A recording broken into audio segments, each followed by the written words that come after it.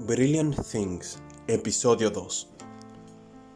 Más allá de la libertad, cómo los seres humanos basan su conducta en parámetros grupales. Introducción. Nuestras cadenas son mentales. Los seres humanos nos consideramos libres de una manera general.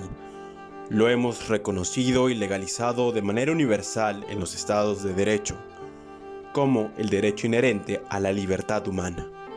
Sin embargo, ignoramos el proceso mediante el cual se demuestra el verdadero carácter de esta libertad humana, una libertad condicionada.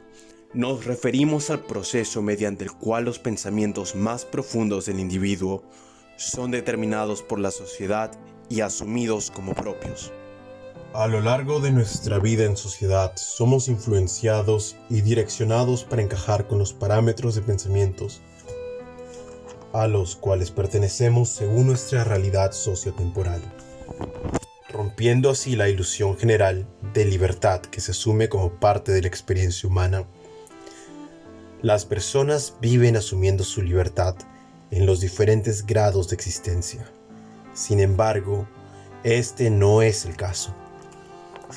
Es aquí donde consideramos que la capacidad de elección de pensamientos específicos del individuo se encuentra limitada por la sociedad.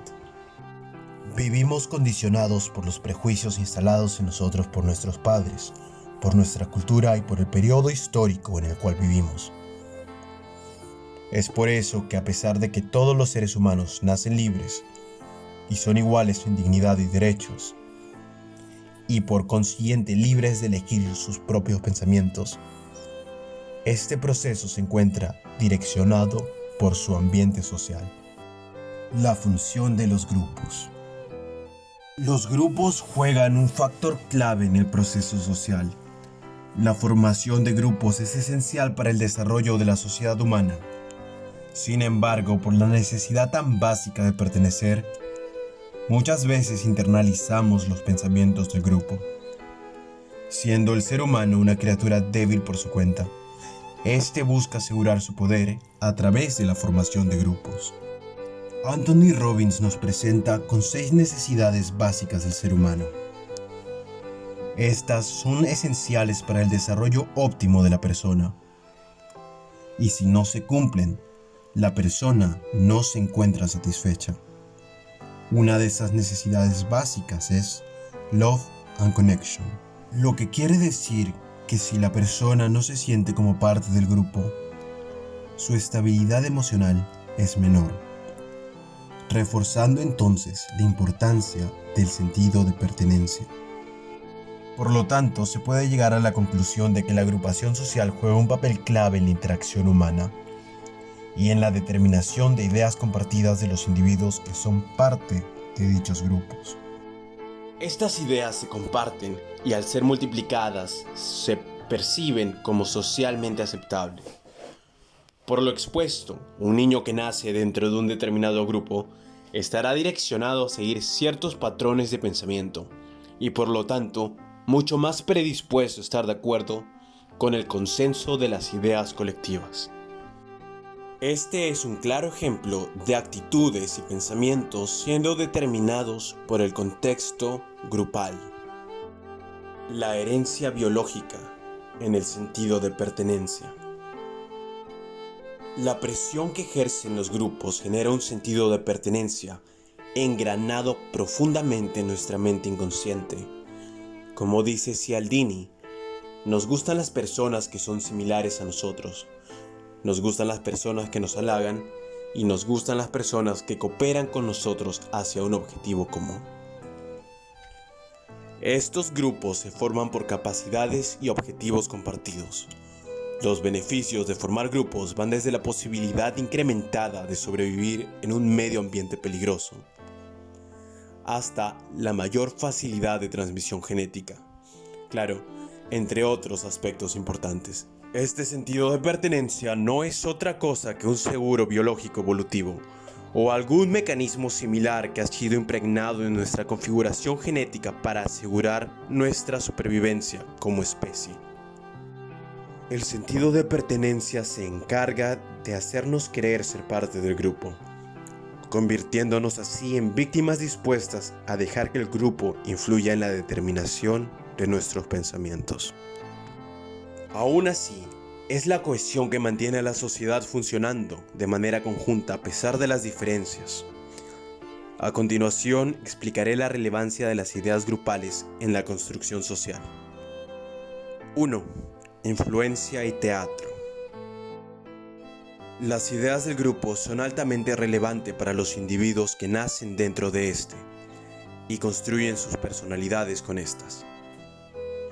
Especialmente cuando están inseguras, las personas se fijarán en las acciones de otros para determinar sus propias acciones, nos dice Cialdini. Esto demuestra que el camino de la personalidad se encuentra direccionado o por lo menos influenciado por los actores externos al individuo. Según Goffman, las personalidades de los individuos se definen a través de la interacción con el grupo, o audiencia y actores, como lo explica García el 2011, siendo este proceso de interacción grupal un evento clave en la formación de la personalidad y la elección de las ideas del individuo. Teniendo en cuenta el proceso de creación del self se forma a través del proceso de socialización, concluimos que las ideas de grupo tienen un efecto profundo en la personalidad del individuo. Dentro de esta personalidad están comprendidos sus pensamientos, por lo cual podemos concluir que el grupo social define los pensamientos de los individuos mediante la interacción. Transferencia de información genética. Los grupos definen lo que pensamos, quizá no lo hacen de manera impositiva. Es parte de nuestro proceso biológico para asegurar la transferencia de nuestra información genética. Por eso nos esforzamos de manera inconsciente para no quedar muy alejados del grupo, porque es una herencia biológica. De esta manera, influenciando, aunque no con malas intenciones, en el proceso de elección de pensamientos del individuo. Un vehículo de transporte que lleva a las personas desde un punto A hacia un punto B es una herramienta de transferencia, un caparazón que nos permite llegar seguros y de manera efectiva al objetivo deseado. Del mismo modo, el ser humano también es un vehículo de transporte, pero para la información genética. De esta manera, la función principal de la vida pasa a ser el proceso de transferencia de nuestra información genética y el ser humano se convierte, mediante esta observación, en un vehículo diseñado para llevar esta información a su destino, desde un punto A a un punto B, desde nosotros a los que vendrán. Creemos entonces que el sentido de la vida bajo este punto de vista vendría a ser maximizar nuestras acciones que incrementen la posibilidad de reproducción y transmisión de esta información genética. Asegurar la vida es el objetivo del cuerpo del individuo. Asegurar la información.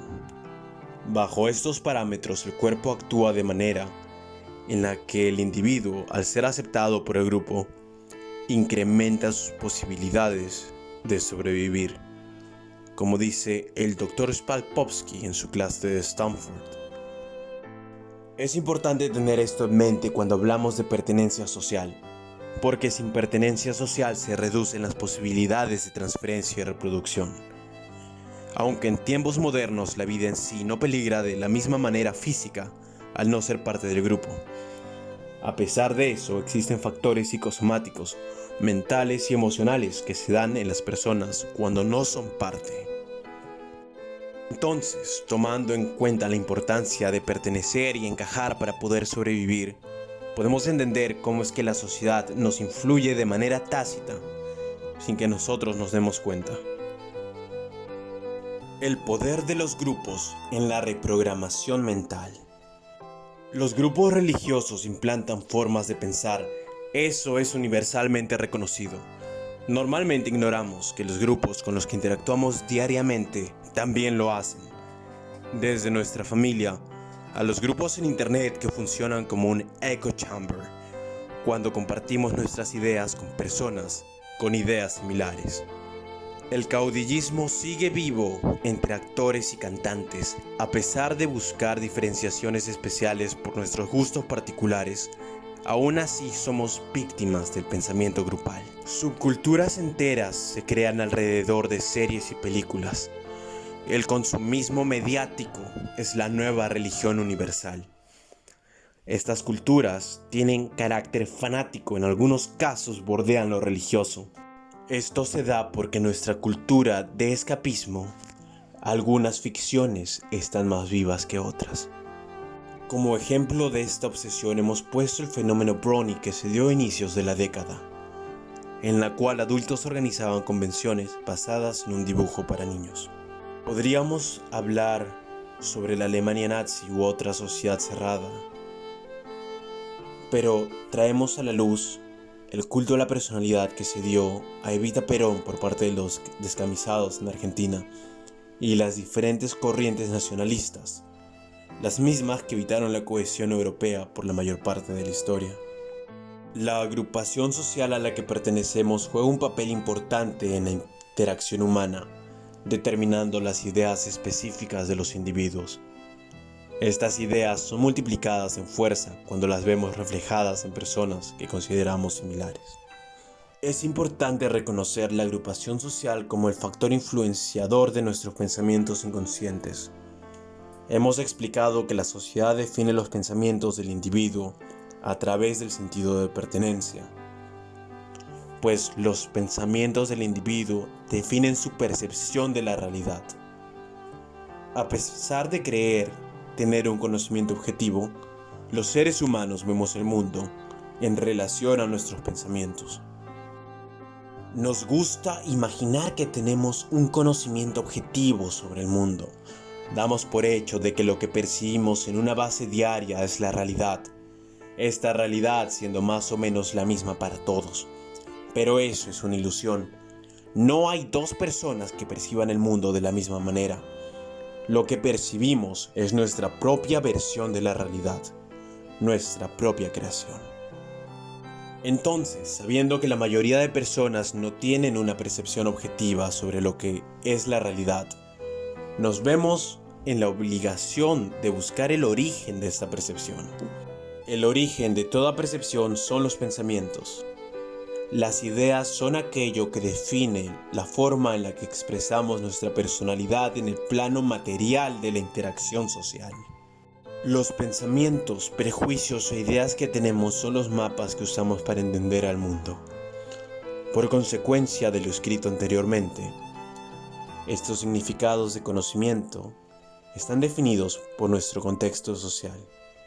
En conclusión, la sociedad define los pensamientos universalmente aceptables del individuo, y los pensamientos del individuo definen su percepción de la sociedad, creando así un sistema autosustentado mediante el cual la sociedad se mantiene estable y se tiende a mantener el status quo. Constructivismo en acción. Los individuos perciben el mundo gracias a sus mapas mentales.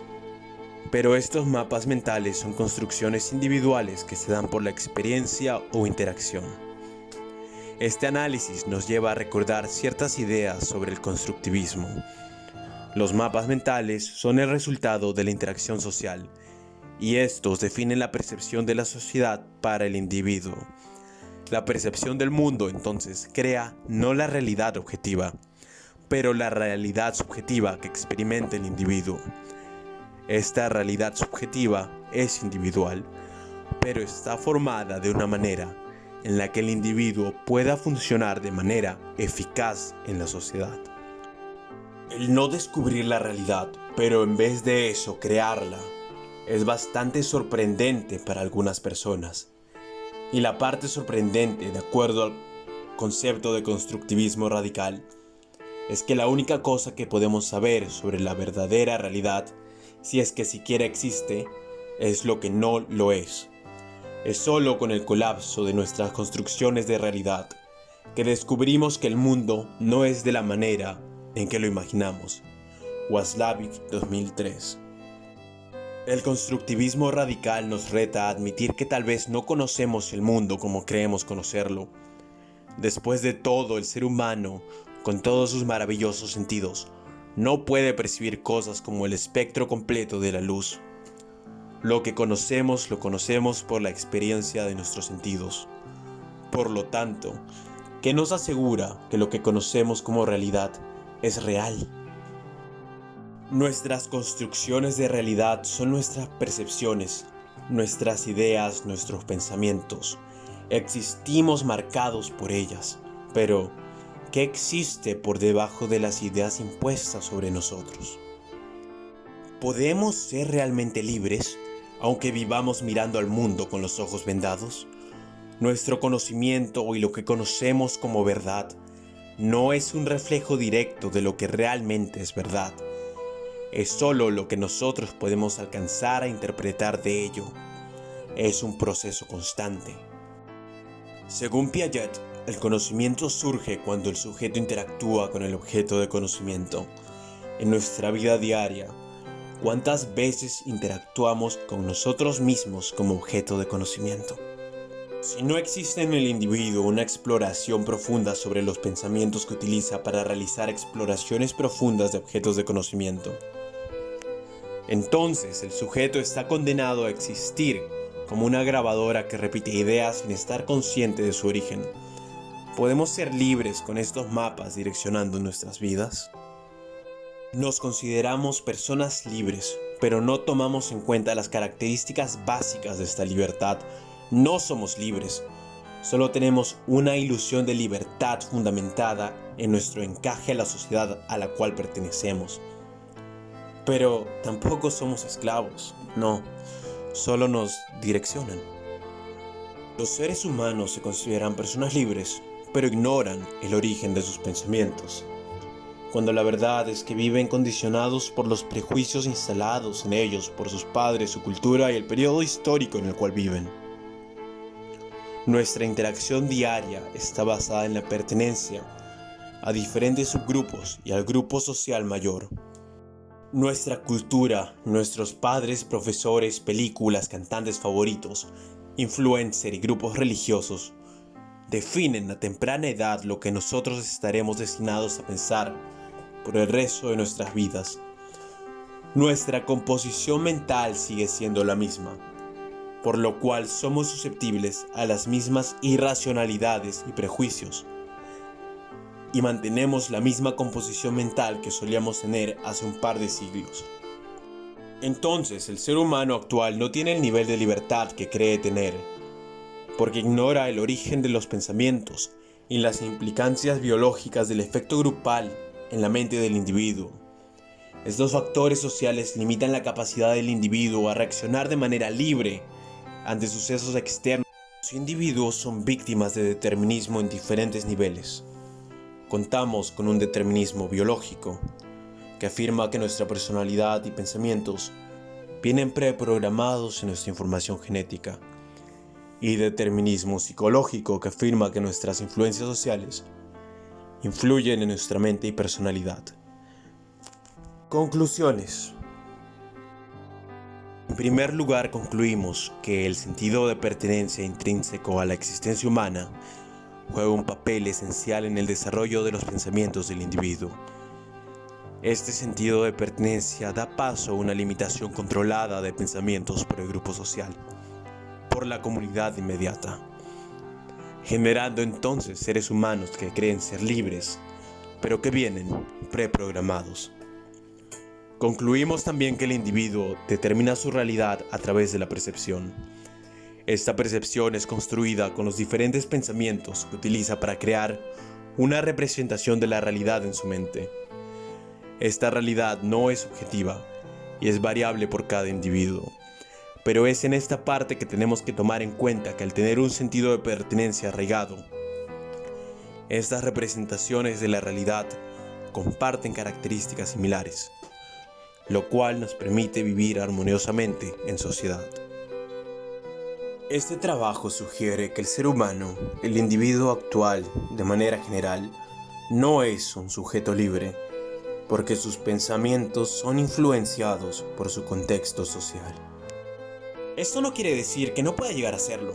Estudiar el origen de los propios pensamientos nos trae un autoconocimiento profundo La programación neurolingüística busca reprogramar estados emocionales para construir una mejor personalidad.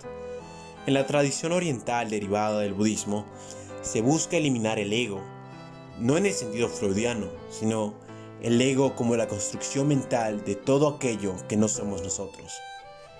Este es un supuesto camino hacia la iluminación espiritual. De este mismo modo, el filósofo Aleister Crowley en sus tratados propone un evento corosónico para destruir la personalidad que ha sido creada en nosotros. De esa manera, encontrar y construir de los retazos nuestra verdadera personalidad, encontrando nuestra true will o nuestra verdadera voluntad. Esto no es otra cosa que el abismo que Nietzsche describió con palabras diferentes. Cierro este trabajo entonces diciendo que el ser humano como individuo no es completamente libre, pues sus pensamientos están conectados de manera inseparable a lo que dice la sociedad. Pero con tiempo y experiencia y conocimientos adquiridos, quién sabe, quizás podríamos llegar a hacerlo.